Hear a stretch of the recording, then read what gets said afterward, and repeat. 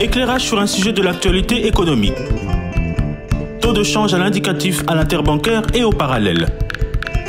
Cours des principaux minerais de la RDC. Indice des prix à la consommation. C'est dans Jeudi Économie, chaque jeudi à 14 h après les infos. Et sa rediffusion jeudi 20 h. Jeudi Économie, émission présentée par Eric Ambago. Bonjour chers auditeurs, bonjour chers téléspectateurs, bienvenue à votre magazine hebdomadaire Jeudi Économie. Vous connaissez les rubriques, taux de change à l'indicatif, à l'interbancaire et au parallèle. Vous aurez le cours des principales matières d'exportation du pays, le panier de la ménagère et un invité pour commenter un sujet de l'actualité économique. Commençons par le taux de change. Béro Matanda, bonjour. Bonjour Eric Ambago. Quelle est la parité aujourd'hui franc-congolais principale devises étrangères?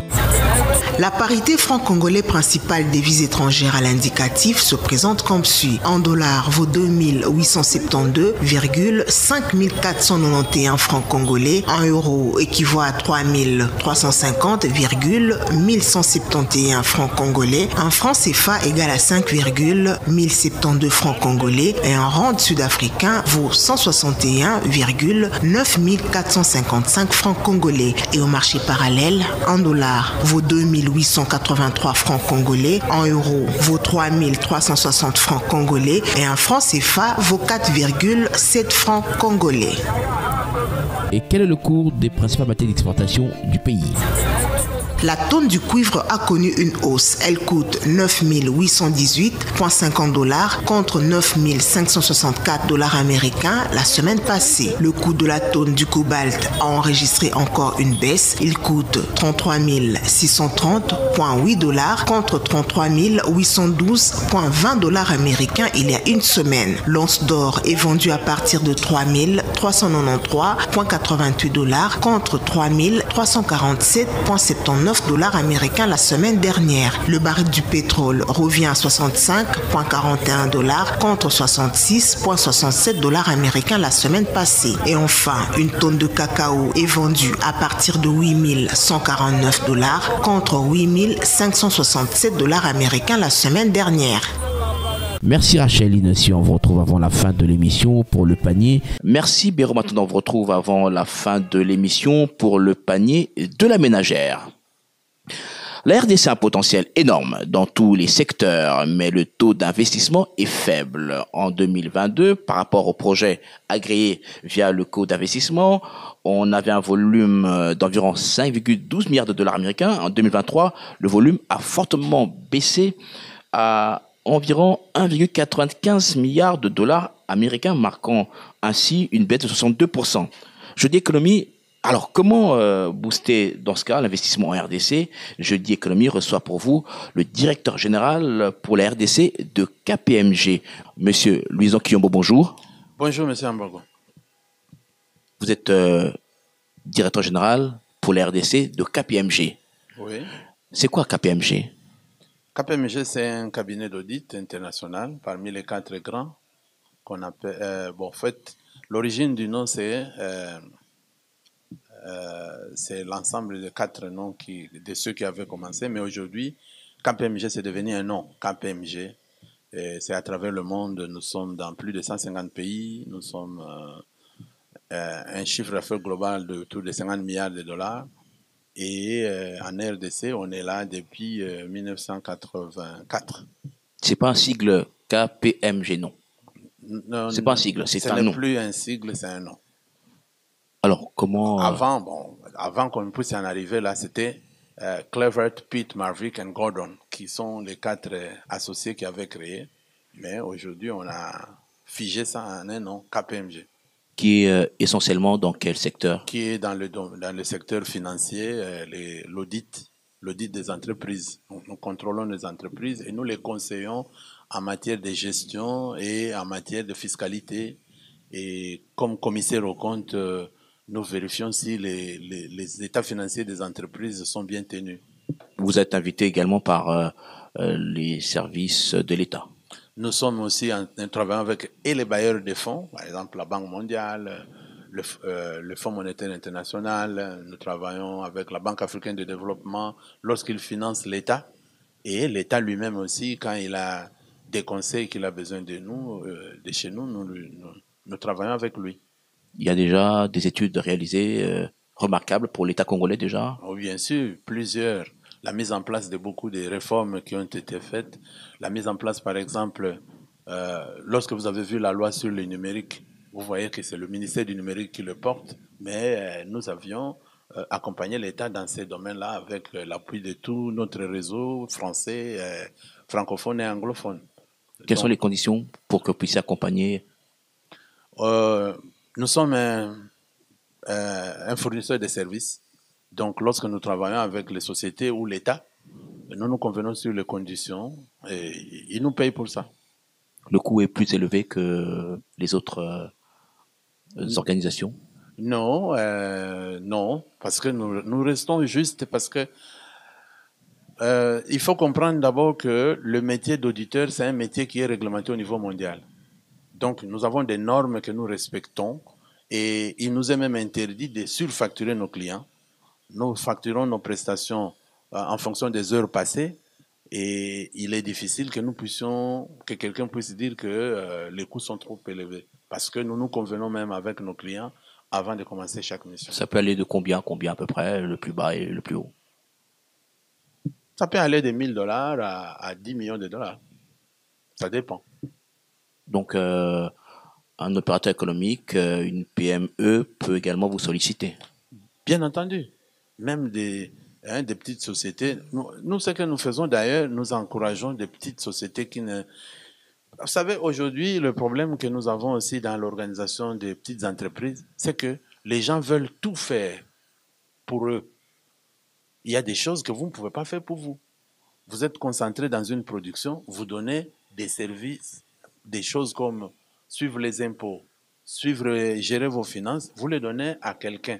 Ça peut être KPMG, tout comme ça peut être un petit cabinet, mais il faut le faire. À ces moments-là, si vous vous regroupez à plusieurs, quand vous êtes petit, vous devenez grand.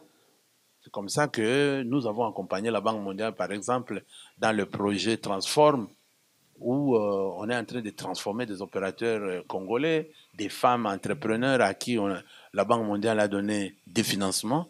Et nous, on a été là pour les former, pour les guider dans ce qu'ils font. Quand ils sont ensemble, le coût même de nos services, pour eux, c'est vraiment insignifiant. Il vous arrive également de conseiller le gouvernement lors de l'élaboration du projet de budget, par exemple? Il arrive que le ministère des Finances nous consulte sur un sujet ou un autre. Et il arrive aussi beaucoup que nous travaillons pour la Direction générale des impôts dans la mise en place de toutes les réformes qu'ils sont en train de faire. Alors, le constat est amer. Très peu d'investissements en RDC, malgré son potentiel. Comment vous pouvez l'expliquer?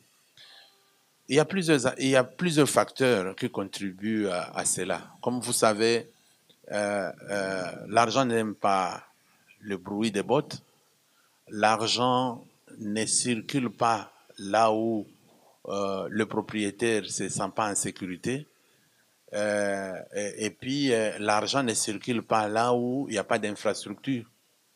Ça dépend de quel genre de business que vous voulez implanter. Par exemple, si vous voulez travailler dans l'agriculture et qu'il n'y a pas de route, vous ne travaillez pas.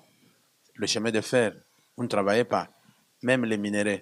Quand vous voyez de près, les autres pays, les minéraux sont transportés par des trains. Mais en RDC, les minéraux sont essentiellement transportés par des tracts, ce qui coûte énormément cher. Donc l'investissement, le coût de l'investissement au Congo, la sécurité de l'investissement a perdu de la valeur à cause de tous ces différents facteurs qui ne sont pas réunis. Le climat des affaires aussi en est pour beaucoup. Le climat des affaires, bon, l'interprétation de ce terme-là, d'ailleurs, il est parfois mal pris. Le climat des affaires, c'est-à-dire le climat qui est autour de la création de l'entreprise, de la gestion de l'entreprise, n'est pas au top. N'est pas au top. Les opérateurs économiques vous diront qu'il y a trop de tracasseries. L'État aussi vous dira qu'il doit faire le maximum pour réaliser ses objectifs afin de bien gérer ses citoyens. Donc, il y a beaucoup à dire là-dessus. Mais pourtant, on sait qu'au niveau du cabinet du chef de l'État, il y a un bureau climat des affaires qui produit chaque pour un baromètre. C'était à environ 35% l'année dernière. Ça veut dire qu'il y a beaucoup de choses à faire à ce niveau-là. Oui, mais le climat des affaires, vous savez, nous sommes dans un pays, je dirais, nous étions post-conflit. Et nous ne pouvons pas dire que nous sommes sortis de conflit parce que nous avons encore la guerre à l'Est. Donc, un pays qui est post-conflit, un pays qui est en conflit, un pays qui est en guerre, il y a des choses sur lesquelles même l'État, le président de la République doit s'impliquer. Et la cellule climat des affaires à laquelle vous faites allusion joue un très grand rôle parce que, en même temps que l'État veut mobiliser beaucoup de recettes au travers des régies financières, il y a des litiges qui naissent. Et la cellule financière joue un très grand rôle dans la réconciliation des intérêts de l'État et du climat de l'affaire qui doit être sain pour que le business puisse grandir. Et puis, lorsque vous rencontrez des opérateurs économiques, ils vous disent que la politique fiscale est toxique en RDC. Donc, il y a un problème aussi à ce niveau-là. Oui, je dirais aussi non. Il y a un problème de culture fiscale qui n'est pas très développé. Vous savez, dans les écoles aujourd'hui, est-ce qu'on enseigne la fiscalité? Donc, le citoyen, le commun des citoyens, quand on lui parle de la fiscalité, il croit qu'on veut lui voler son argent. Mais je vais vous donner des exemples d'un pays comme le Pays-Bas, où vous trouvez que le citoyen est d'accord de payer 60% de ses revenus à l'État, parce qu'il sait que si la digue qui avait été construite pour protéger le pays disparaît, lui-même, il va disparaître et il paye. Donc l'État, le citoyen, doit comprendre que l'État, sans les impôts, l'État ne peut pas assurer tout son rôle régalien. Et l'État également doit montrer ce à quoi sert l'impôt payé par la population obligatoirement. Oui, là c'est un problème de redevabilité qui jusque-là l'État ne joue pas franc, parce que l'État c'est comme une entreprise. Hein. Vous produisez, vous travaillez avec des parties prenantes, vous avez le devoir de rentrer vers eux pour rendre compte de ce que vous avez pris. Ça, c'est encore un problème qui est réel ici, en Afrique et même dans notre pays. Alors, Monsieur DG, vous avez lancé un événement en RDC, DRC, Tax Masolo. Vous êtes justement dans la fiscalité. Expliquez-nous pourquoi avoir lancé cet événement en République démocratique du Congo. Merci beaucoup pour la question. La DRC Tax Masolo, nous avons créé une plateforme où nous avons pris en compte les plaintes des hommes d'affaires qui se disent qu'il y a la tracasserie. Nous avons pris aussi le point de vue du gouvernement, des administrations qui disent que c'est au travers les revenus qu'il récolte auprès de ses citoyens qu'il doit assurer son rôle régalien. Et nous disons, avec l'expérience que nous avons eue dans d'autres pays, nous créons une plateforme au travers de laquelle il y aura dialogue entre l'État et les opérateurs économiques pour essayer de voir comment est-ce que l'État peut faire le maximum qu'il peut, mais tout en respectant les libertés des gens, les libertés de faire des profits et sans asphyxier les entreprises. Donc c'est pour essayer d'atteindre cet objectif-là que nous avons mis en place ce forum. Cette plateforme est permanente ou conjoncturelle? Elle est devenue permanente du fait que nous préparons le forum pendant l'année, mais lorsque le forum passe, nous créons un comité de suivi des réalisations. Parce que chaque fois qu'il y a un forum, il y en a eu déjà 2, chaque fois qu'il y a un forum, nous produisons des recommandations que nous déposons auprès du gouvernement, auprès de l'AFEC et de tous les syndicats des opérateurs économiques, pour que chacun, en ce qui le concerne, puisse essayer d'améliorer ce qui a été recommandé pour que nous puissions avoir un climat des affaires qui puisse être compatible pour les intérêts des uns et des autres. Alors, dites-nous comment ça se déroule l'événement. Ça se déroule comment on arrive. Expliquez-nous un peu. Nous avons des partenaires avec qui nous travaillons. nous avons l'administration fiscale, l'administration parafiscale, la douane, nous avons les régies financières provinciales, il y en a 26. Nous avons les syndicats des employeurs, qui est la FEC, la COPEMECO, et nous prenons des délégués de chaque, de toutes ces plateformes. Nous organisons des réunions préparatoires au travers desquelles nous étudions le thème qui a été mis en place et nous échangeons sur les questions qui peuvent faire que nous puissions avoir l'information pour améliorer les questions qui ont été soulevées. Donc c'est là où les opérateurs soulèvent des inquiétudes, l'administration aussi soulève des inquiétudes, et en échangeant, nous arrivons à dégager des recommandations qui permettent que du côté de l'État, on puisse améliorer ou supprimer certaines choses, et que du côté des opérateurs économiques, qu'ils puissent aussi changer de comportement. Prenons un exemple, le débat sur la pression fiscale. Oui. Vous le mettez sur la table dans DRC Tax Masolo, ça se passe comment? Oui, quand nous mettons la pression fiscale, le côté administration, ils vont dire non, eux, ils font leur travail. Le côté des opérateurs économiques, ils vont dire ils ne peuvent pas continuer à travailler lorsqu'ils sont harcelés de cette manière-là. Bon, nous, ce que nous expliquons aux uns et aux autres, la fiscalité doit exister. L'État doit continuer à collecter des impôts, mais l'État aussi ne doit pas tuer les entreprises. Donc, et aujourd'hui, par exemple, dans le milieu congolais, quand on parle de pression fiscale, ça dépend des domaines. Il y a des domaines où la fiscalité elle est presque nulle. Il y a des entreprises qui opèrent impunément, mais il y a d'autres où les administrations se focalisent et la pression fiscale chez eux exacerbe, au moment où la pression fiscale, parce qu'on en parle, dans l'ensemble, est parmi les plus bas de l'Afrique et même du monde. Nous sommes autour de 13%, alors que quand vous calculez pour certains opérateurs économiques, vous arrivez à 35% de pression fiscale, parce que il est dans un secteur, il a une nature que l'administration estime que c'est seulement de ce côté-là qu'il doit prendre de l'argent. Alors, et c'est comme ça que vous voyez par exemple, parmi les thèmes qu'on a utilisés, on a utilisé les secteurs clés de l'économie. Par exemple, une entreprise qui travaille dans le secteur minier, il est asphyxié fiscalement, parce que les types de taxes, les taux de taxes qu'il y a, bon, si on doit tout recouvrer, parfois l'entreprise se retrouve un peu mal. La pression est plus élevée pour ceux qui sont dans les mines. Pour ceux qui sont dans certains secteurs, il n'y a pas que les mines, il y a les finances, donc les banques,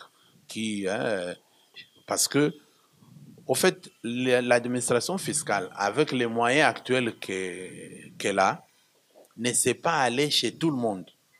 Donc, elle va chez les gens qui sont plus ou moins organisés. Et ce sont les entreprises du secteur des mines, des télécommunications, du secteur de finances, qui, eux, ont une organisation, parce que souvent, c'est des structures qui sont liées à des organisations internationales et qui ont suffisamment de transparence qui permettent aux administrations fiscales de relever tout ce qu'il y a comme revenu dans ces secteurs-là. Alors que dans le secteur de commerce, par exemple, où se trouvent beaucoup de Congolais, vous allez trouver que l'administration ne s'y met pas autant qu'il se met pour certains secteurs. Alors, en quoi DRC Tax Masolo répond aux enjeux fiscaux et économiques actuels du pays? DRC Tax Masolo amène, par exemple, les gens de l'administration à comprendre que, tout en faisant leur travail, ils ne doivent pas déranger les autres. Par exemple, 10 contrôles au même moment, ça tue le travail de l'opérateur économique. Donc, nous sommes en train d'amener l'État petit à petit à regrouper les contrôles, à regrouper les administrations. En tout cas, pour nous, l'objectif est que nous puissions arriver à une seule administration fiscale qui puisse coordonner les descentes sur les entreprises afin de les laisser aussi travailler. Donc, on ne doit plus avoir autant de régies financières, on doit avoir une seule régie financière, d'après vous? Ça serait plus idéal, parce que s'ils sont ensemble, ils n'iront pas 10 fois chez un client. Mais tant qu'ils sont comme ils sont là, ils sont, chacun a ses objectifs et il descend quand il veut chez l'opérateur économique et ça ne fait pas bien. Bon, déjà, au-delà de ça, il y a même le problème, vous voyez, ça, le code, on appelle ça code des impôts. Le code des impôts, ça devait être une loi. Le code des impôts devait avoir l'article 1er jusqu'à l'article 2000 ou article combien. Mais nous n'avons pas de code d'impôt. Donc, les textes ne sont pas regroupés même au même endroit. Ne fût-ce que ça. Il faut l'élaborer. Il faut l'élaborer. Et ce sont les choses sur lesquelles nous sommes en train de pousser l'État à aller vers le fait que nous ayons un code des impôts pour que nous ayons une autorité fiscale qui puisse y aller, mais surtout que l'État lui-même puisse mettre en place des mécanismes pour une cellule fiscale au niveau du gouvernement. Ça n'existe pas. DRC Tax Masolo, ça veut dire des échanges. Oui. Alors, on connaît un peu les réalités de notre secteur économique. On aime bien le contact physique. Oui. Si on passe à la dématérialisation, à la digitalisation, est-ce qu'on a encore besoin de DRC Tax Masolo où il y a pas de contact direct entre opérateurs économiques et l'administration, parce que c'est à ce niveau-là qu'il y a souvent des problèmes. Oui et non. L'administration continuera à percevoir de l'argent, continuera à contrôler les sociétés. Donc, les frustrations seront toujours là, que ce soit digital ou pas. Donc, la DRC Tax Masolo, c'est un dialogue permanent que nous avons mis en place au travers de cette plateforme pour que le citoyen puisse s'exprimer. Nous voulons pousser l'État à donner l'occasion aux citoyens qui payent son impôt à poser des questions. Et c'est ça que nous faisons.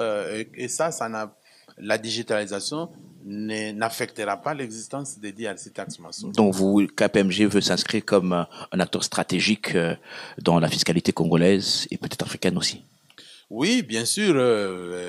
Déjà au niveau mondial, nous avons, comme je l'ai dit, KPMG œuvre dans l'audit, dans les conseils de gestion et dans la fiscalité. Donc, nous avons une batterie de grosses intelligences où nous assistons au niveau mondial, au niveau africain et ici au Congo, où nous avons des spécialistes qui conseillent en matière fiscale. Donc, nous nous inscrivons, nous travaillons pour ça et nous sommes payés pour ça et nous ne comptons pas arrêter demain. La première édition s'est déroulée en 2024. Oui. Ça s'était bien passé, c'était une première expérience. Oui, la première édition en 2024, c'était une surprise pour beaucoup, mais ça s'était très bien déroulé. Nous avions invité des gens de plusieurs pays du monde qui sont venus et qui ont donné des témoignages, qui ont aidé les gens de l'administration à réfléchir un peu sur la manière qu'ils sont organisés. La deuxième édition, c'était cette année, au mois de mai. Ouais. Comment ça s'est déroulé, l'événement? La deuxième édition qui s'est déroulée cette année, comme vous le savez, c'est toujours à Hilton. Ça s'est amélioré par rapport à l'édition précédente parce que nous avons acquis un peu plus d'expérience à mettre les gens ensemble. Nous avons eu des invités de qualité aussi. Et elle s'est très bien déroulée et nous avons eu des échos de la part de ceux qui ont participé parce que nous avons eu à peu près 2000 participants en ligne. Nous avons eu en présentiel une centaine de personnes qui étaient là pendant 2 jours et qui ont échangé dans un climat bon enfant. Qu'est-ce que vous avez amélioré lors de la deuxième édition? Ce que nous avons amélioré, c'est le dialogue qui a été préparé avant. La première édition, nous avions organisé un peu à retard les ateliers préparatoires. À cette édition, nous avons organisé un peu plus tôt et nous avons même permis à certaines administrations de le faire en ligne, ce qui a permis même ceux qui sont en province d'intervenir. Et donc, au fur et à mesure que nous avançons, nous sommes en train de mettre en place des mécanismes qui permettent que nous puissions atteindre tout le monde. Et ça, c'est une avancée. Quel était le thème principal de cet événement? L'événement de cette année, de l'année 2025. 2025, oui. Oui, nous avions, c'était quels sont les enjeux des 4 secteurs clés de l'économie nationale. C'était, on parlait des secteurs miniers, secteur des télécommunications, secteur bancaire et assurance et le secteur des PME. Mais quand vous regardez par exemple le secteur des télécommunications, vous allez voir que nous avons mené une étude. Vous trouvez par exemple qu'il y a 71 taxes. Et lorsque nous avons mené des études statistiques, nous avons trouvé que sur les 71 taxes, il n'y a que 8 qui génèrent 95% des revenus qu'on collecte. Et les autres? La question est de savoir pourquoi il y a autant de taxes. Pourquoi il y a 71 alors que c'est 8 seulement qui produisent 95% des revenus. Pourquoi ne pas supprimer ceux qui sont superflus? Parce que toutes les taxes mises en place, ça génère, il y a des gens qui doivent gérer, donc ça génère des dépenses pour l'État. Donc il y a moyen de compresser la soixantaine de taxes inutiles qui sont là, à rajouter peut-être 2 ou 3 sur les 8, en avoir 11, ça améliore le climat des affaires et l'État n'aura pas perdu en termes de revenus. Ce n'est pas des taxes redondantes ou une superposition des taxes? Il y a la redondance, il y a entre les provinces et l'administration centrale, il y a une certaine redondance.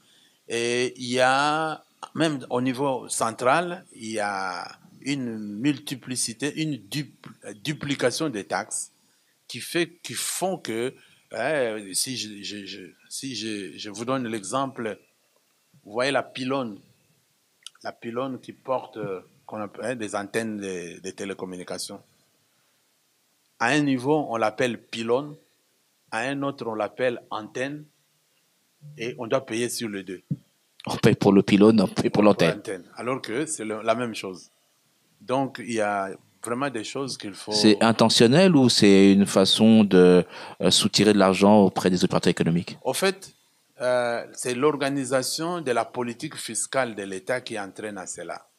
Comme chaque ministère s'est vu dans le devoir de générer des revenus, chaque ministre s'est mis à produire des arrêtés mettant en place des revenus, mais sans tenir compte de ce que l'autre faisait. Il y a eu une harmonisation qui s'est faite, mais le conflit des intérêts a fait que certaines taxes, on n'arrive pas à supprimer la duplication. On va dire que la politique fiscale est économicide d'aujourd'hui, du Congo. Oui, on peut dire que nous avons encore beaucoup de choses à améliorer. Alors, vous avez des intervenants, vous avez des panels. Oui. Quels sont les intervenants ou les panels qui ont été remarquables lors de cette deuxième édition? En tout cas, à deuxième édition, je peux parler haut et fort. Par exemple, le président, c'est le président de l'ARPTC.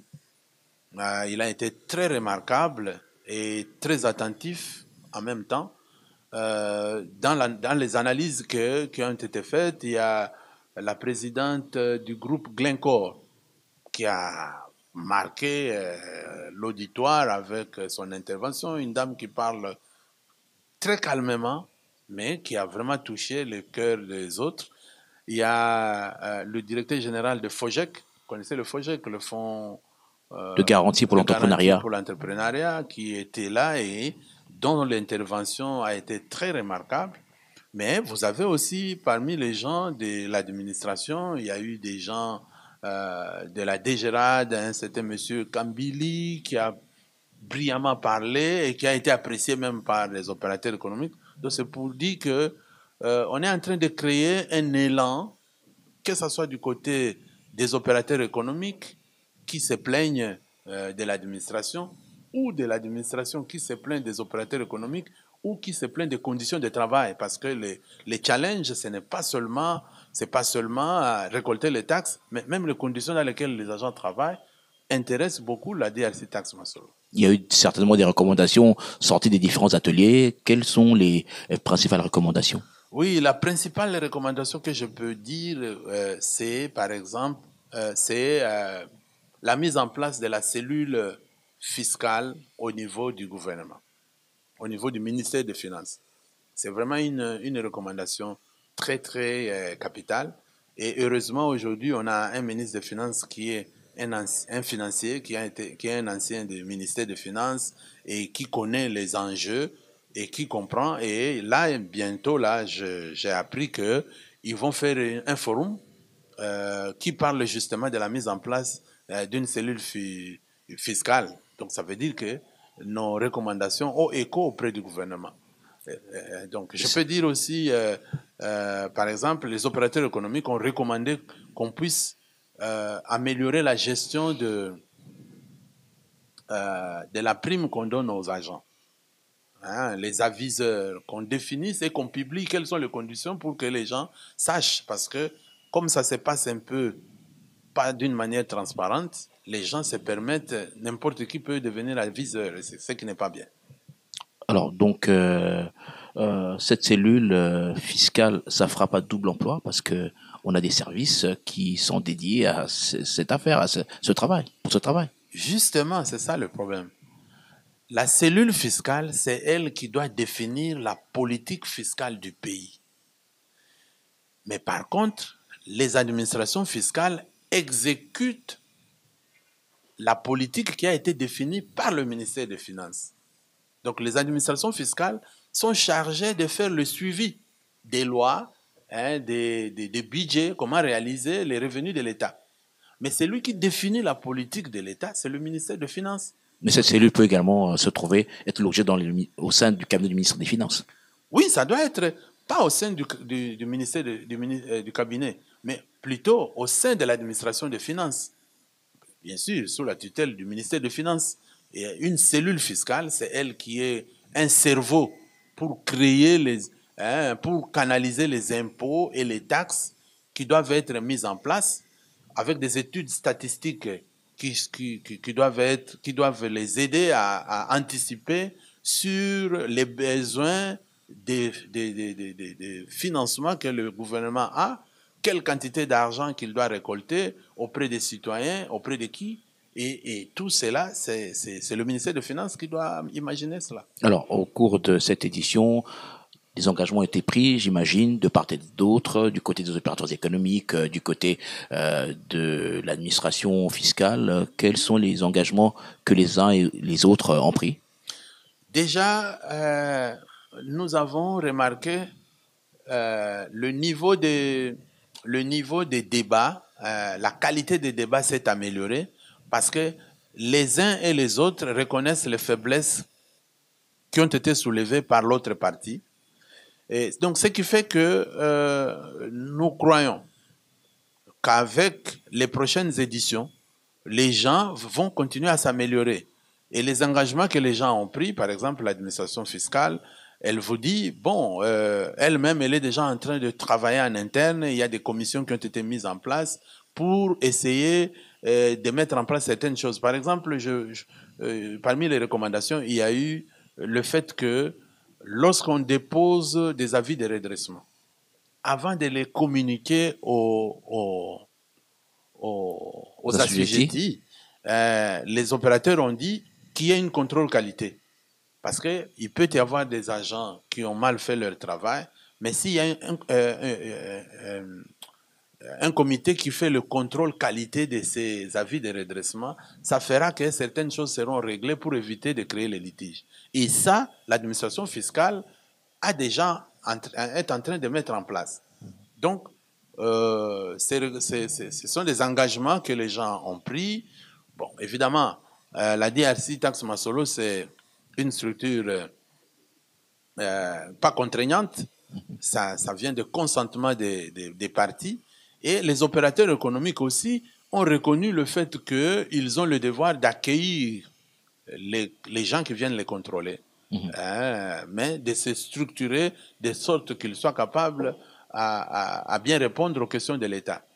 Et vous avez observé qu'il y avait également un changement, ou disons un changement dans le dialogue entre les régies financières et les privés. Vous avez observé pendant ces discussions, pendant cet événement? Oui, on a vu que les gens qui se parlaient d'une manière tendue, à la fin, ils ont commencé à sourire, ils ont commencé à échanger convivialement.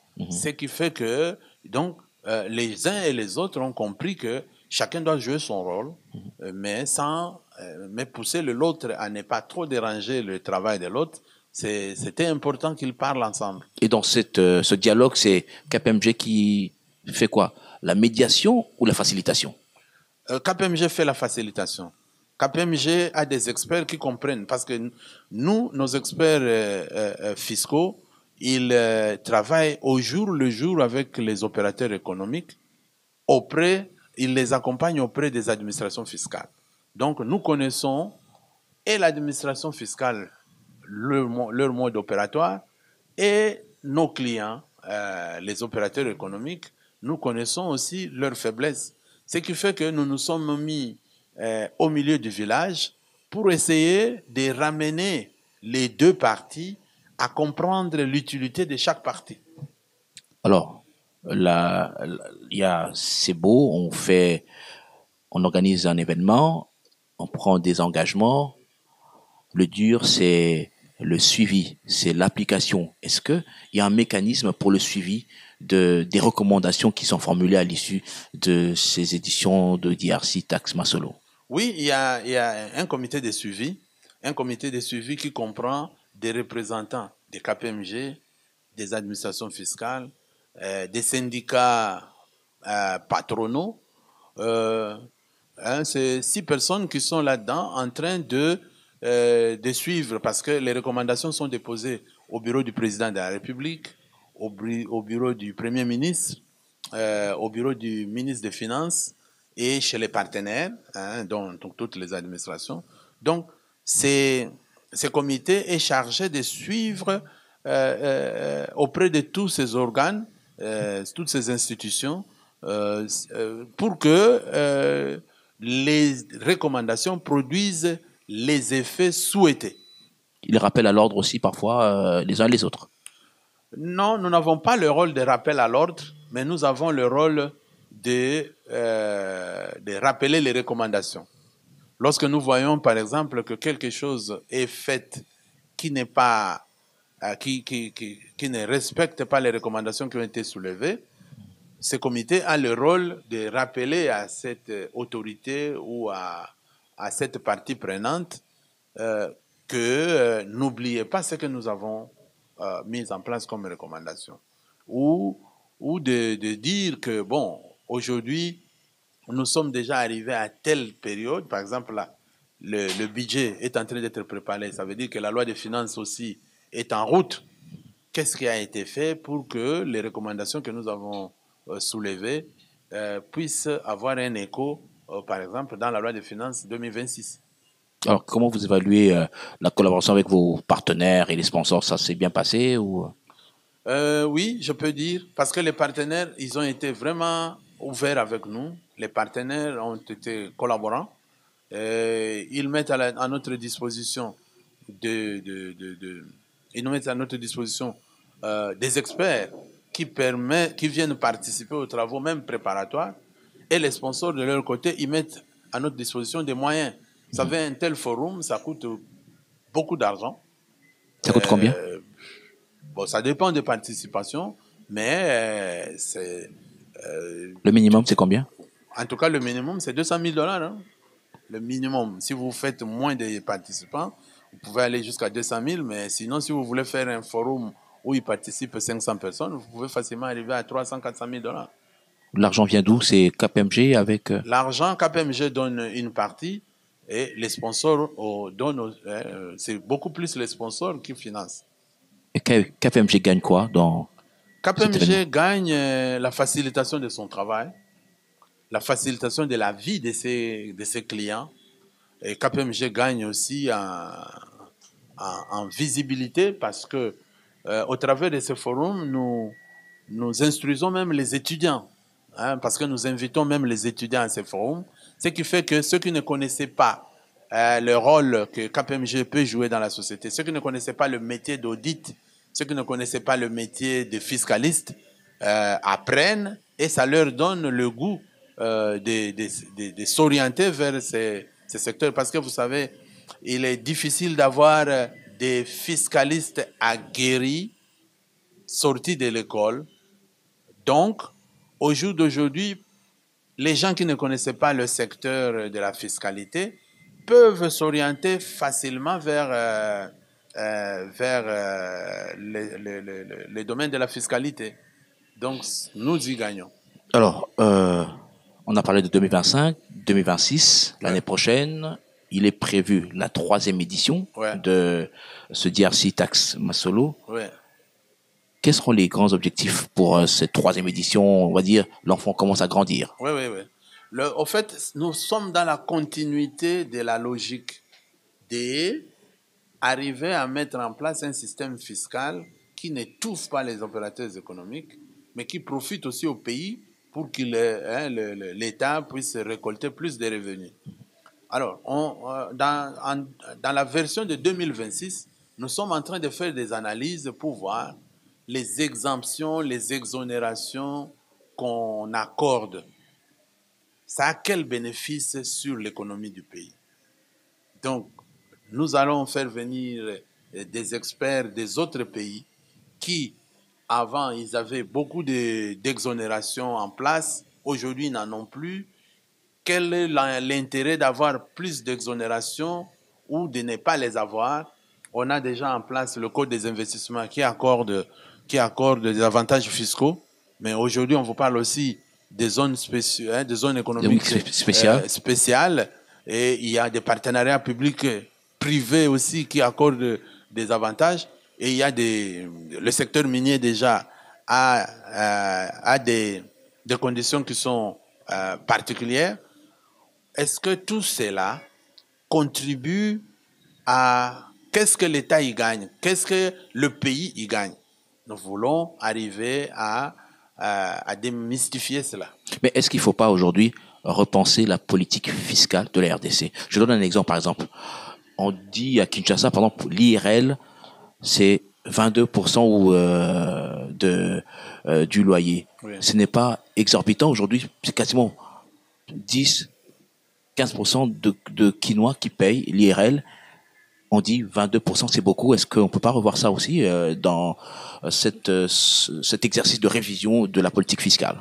Justement, c'est pour ça que nous disons que la politique fiscale du pays doit être gérée à un niveau élevé.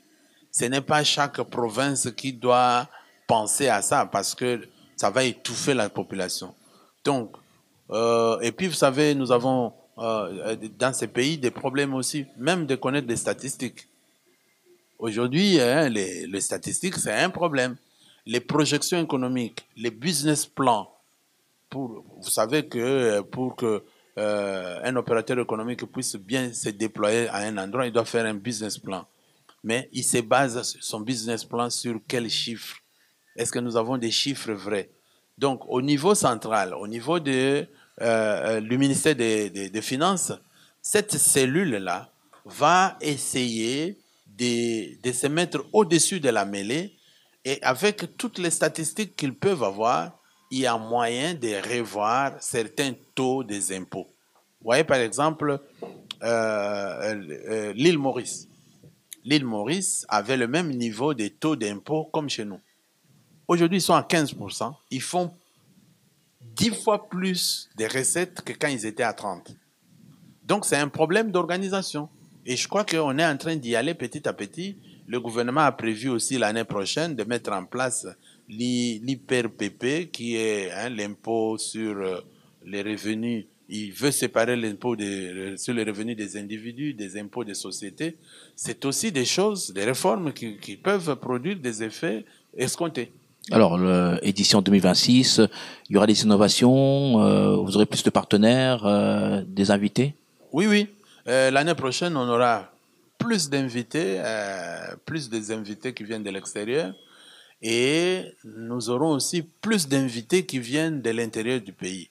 Les régies financières ont commencé timidement à venir. Et là, nous sommes contactés par d'autres régies financières régionales qui veulent arriver, provinciales qui veulent venir participer. Donc, il y aura beaucoup plus d'invités que dans les éditions précédentes. Et les innovations aussi?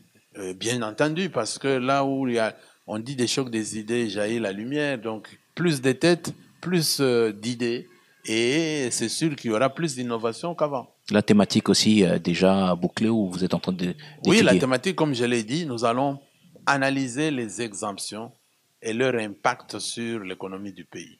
Donc, nous savons déjà sur quoi nous allons parler et nous en parlons déjà parce que nous avons déjà une équipe qui travaille dessus, qui fait déjà des clins d'œil à tous les participants potentiels pour qu'ils puissent donner leurs idées et que nous ayons tous les chiffres qu'il faut pour démontrer aux uns et aux autres ce qu'il en est. Quel message vous lancez, par exemple, aux potentiels participants? Vous leur dites quoi pour qu'ils mordent à l'hameçon? Non, ce que nous disons, ce pays nous appartient. Vous savez, le pays, c'est l'ensemble de tous les citoyens, personnes physiques comme personnes morales. Parce que souvent, les gens pensent qu'un citoyen, c'est seulement M. Ambago et moi. Non, un citoyen, c'est aussi KPMG. Un citoyen, c'est aussi toutes ces entreprises, Airtel, Aerobank, toutes ces entreprises, Régie des eaux. C'est des citoyens. Donc, ces pays nous appartiennent et c'est à nous de chercher à créer un climat qui favorise l'explosion de notre économie. Nous avons vécu des siècles en potentiel. Notre pays a beaucoup de potentiel. Aujourd'hui, nous voulons aller à exploser ces potentiels en mettant en place un système de gestion de fiscalité qui encourage les investisseurs à venir, un système où les gens se sentent sécurisés, que les citoyens, au lieu de prendre leur argent et aller le placer ailleurs, qu'ils le placent ici, en sachant qu'ici, ils sont en sécurité. Vous parlez aussi, par exemple, de ces 30-40% que demandent les décideurs pour signer tel contrat, pour valider un investissement. Vous discutez également de ce sujet? Oui, bien sûr, parce que le climat des affaires, c'est aussi la gouvernance. Ce dont vous parlez, c'est la mauvaise gouvernance. Mais il n'y a pas que la mauvaise gouvernance, il y a aussi des bonnes pratiques. Donc, lors de nos échanges, nous parlons des pratiques, bonnes ou mauvaises, et nous dénonçons les mauvaises et nous encourageons les bonnes. Parce que par exemple, ces pratiques-là ne sont pas des pratiques à favoriser les affaires. Quelqu'un a calculé ses coûts, et puis vous lui demandez soit qu'il augmente ses coûts pour satisfaire à votre, ou alors que vous preniez une partie de ses revenus. Ce sont des pratiques que nous dénonçons et que parce que parfois on regarde toujours d'un côté, alors que celui qui donne et celui qui reçoit sont tous les deux responsables de la mauvaise gouvernance. Vous parlez justement de fiscalité. Quand aujourd'hui on parle je donne un exemple, on parle de pot de vin, on parle de bakchich, on parle de pas de porte. Oui. Est-ce que tout ça, ce sont des pratiques qui peuvent favoriser l'investissement? Pont de vin, hashish, c'est mauvais. Pas de porte, c'est légal. Pas de porte, ça veut dire c'est comme une dot. Tu viens épouser ma fille, tu dois d'abord te présenter. C'est officiel, tu viens avec une bouteille de vin, je te reçois. Ça, c'est pas mauvais. Mais par contre, pot de vin, c'est mauvais. Parce que pot de vin change même le comportement de quelqu'un. Donc, nous encourageons les gens, et parce que quand nous parlons de fiscalité, les gens, ils voient tout ce qu'ils dépensent. Dans tout ce qu'ils dépensent, il y a aussi, par exemple, l'argent qui est versé aux communautés. Vous savez qu'il y a des communautés dans lesquelles les entreprises fonctionnent et qui n'ont pas de structures de base. Il n'y a pas d'école, il n'y a pas de routes, de dessertes agricoles, et parfois certaines entreprises s'y impliquent. Donc, pour favoriser tout ça, les gens ont tendance à vouloir mettre en place des mécanismes qui permettent à ce que leur entreprise travaille dans un environnement acceptable avec les difficultés et les problèmes que l'État connaît. Donc, c'est des choses sur lesquelles nous discutons, franchement, et nous aidons les uns et les autres à comprendre que c'est en mettant ensemble nos efforts que nous pouvons arriver à un climat des affaires qui puisse être favorable aux investissements, qui puisse être favorable au développement. Je rappelle que notre invité, c'est Monsieur Louison Kiyombo. Il est directeur général de KPMG. Monsieur Kiyombo, avec vous, nous allons suivre le panier de la ménagère avec Béro Matanda.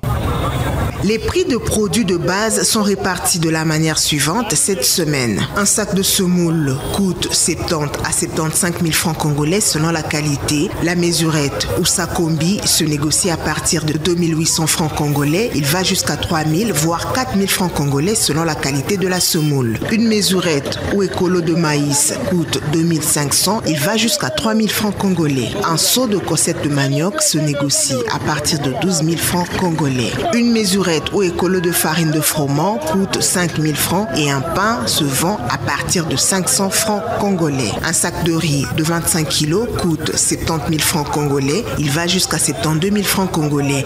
La mesurette communément appelée copo se vend à 2 000 500 francs congolais. Une mesurette ou copo de haricots varie entre 2 800 et 5 000 francs congolais. Un carton de poulet sans emballage communément appelé poulet nu se vend à ce jour à 29 ou 30 $ américains. Un carton de cuisse se vend à 26 $, le kilo et à 8 000 francs congolais. Un carton de chinchard qui coûtait 65 $ se négocie à ce jour à 68 $ américains. Le kilo est à 12 000 francs congolais. Le carton de cotis coûte 50 $, le kilo est à 16 000 francs congolais. Un carton de viande de bœuf se vend à ce jour à 130 $, le kilo est à 22 000 francs congolais. Un carton de poisson salé coûte 70 $, le kilo est à 26 000 francs congolais. Les tripes coûtent 28 $ le carton, le kilo est à 15 000 francs congolais. Un bidon d'huile végétale de 25 litres coûte 130 000 francs congolais et celui de 5 litres se négocie à partir de 33. Il va jusqu'à 35 000 francs congolais. Une mesurette ou écolo de chenille coûte 22 000 francs congolais. La mesurette ou sakombi revient à 8 000 francs congolais. Une mesurette ou écolo de frétin,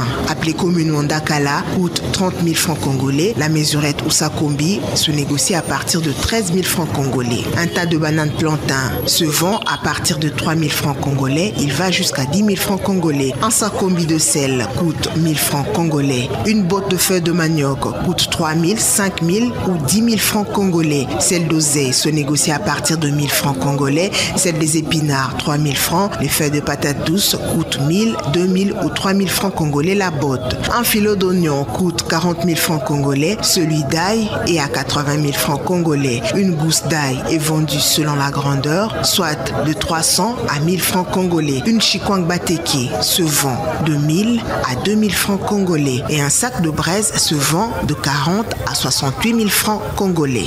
Merci Béro Matanda, on vous retrouve la semaine prochaine. Alors, Monsieur Kiyombo, quelques questions avant de nous séparer, des questions, on va dire questions directes. Ouais. Le budget de la RDC, est-ce qu'il peut atteindre 20 milliards de dollars facilement? Il peut même dépasser 20 milliards. Qu'est-ce qu'il faut? Ce qu'il faut, c'est construire un climat des affaires qui soit favorable. Je vous ai parlé tout à l'heure de l'île Maurice, où j'ai été plusieurs fois, où vous trouvez les gens de l'administration fiscale sont mieux rémunérés officiellement, pas de primes rémunérées, mieux que toutes les entreprises privées. Parce que l'État collecte suffisamment de revenus et l'État met en place un plan de carrière qui est ambitieux et qui est mieux que parfois les privés. Donc c'est un problème d'organisation. Avec la même population, vous pouvez produire plus si vous savez comment les aborder. Avec la même population, vous pouvez détruire, vous pouvez même ne rien avoir. Parce qu'il faut connaître l'histoire de l'impôt. Par exemple, dans notre pays, il y avait l'impôt qu'on appelait per capita. C'est là où on a commencé, où les chefs de village, pour faire face à ces dépenses en tant que chef, ils collectaient des poules. C'était un troc en nature. Ils collectaient des poules, des œufs auprès de ses concitoyens, parce que lui devait représenter la communauté. Et c'est ce que l'État essaie de faire, mais il faut bien le faire. Si les communautés se retrouvent dans ce que leur chef de village est en train de faire, c'est plus facile pour eux de donner leur chèvre, de donner leur coq au chef du village pour avancer. L'économie de la RDC est toujours extravertie, 2,5 milliards de dollars par mois pour acheter à l'extérieur. On peut en sortir comment? En encourageant les investisseurs à créer des industries locales, en créant un climat favorable à ce que quelqu'un vienne de l'extérieur et qu'il vienne mettre en place, qu'il vienne implanter son usine ici. Hein, vous voyez par exemple, il y a un certain temps, le ciment était totalement importé. Mais aujourd'hui, vous voyez quand même que nous avons, en dehors de nos cimenteries traditionnelles, si vous allez au Katanga, il y en a 3 de plus qui n'existaient pas. Ici aussi, quand vous allez, je crois, à la province du Congo central, il y a aussi une autre cimenterie ou 2 qui sont nées.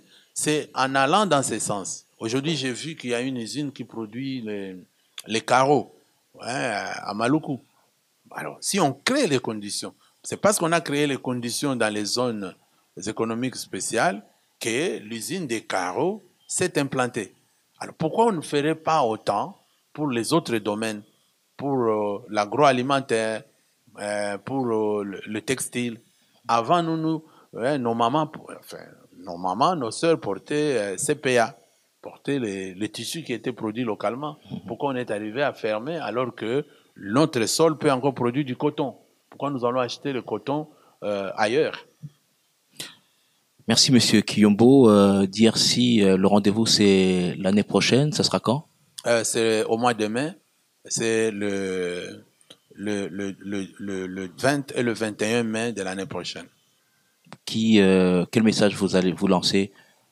Le message, c'est plutôt le 19 et le mai, du 19 au 20 2026. Le message que je peux adresser à la communauté, c'est soutenez les recommandations qui viennent de notre plateforme. Nous avons vécu dans d'autres pays où cette plateforme a aidé l'État à améliorer sensiblement ses revenus. Et aujourd'hui, c'est chez nous. Donc, venez participer nombreux. Poussez, nous demandons aux entreprises d'envoyer des experts à venir participer.